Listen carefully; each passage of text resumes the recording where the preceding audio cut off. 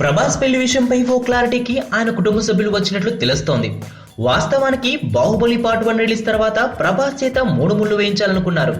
అయితే బాహుబలి పార్ట్ 2 కోసం తాను పగలు రాత్రి అన్న తేడా లేకుండా పూర్తి స్థాయిలో దృష్టి పెట్టాల్సి వచ్చింది.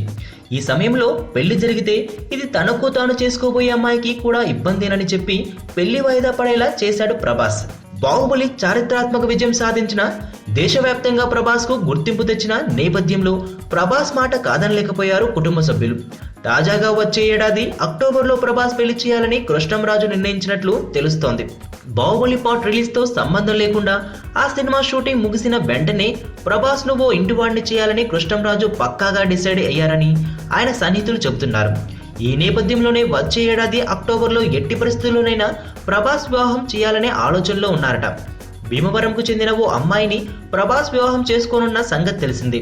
మరోవైపు బాహుబలి పార్ట్ 2 షూటింగ్ ఈ ఏడాది డిసెంబర్లో మొదలయ్యి వచ్చే ఏడాది ఆగస్టు కల్లా పూర్తి కానుందని తెలుస్తోంది.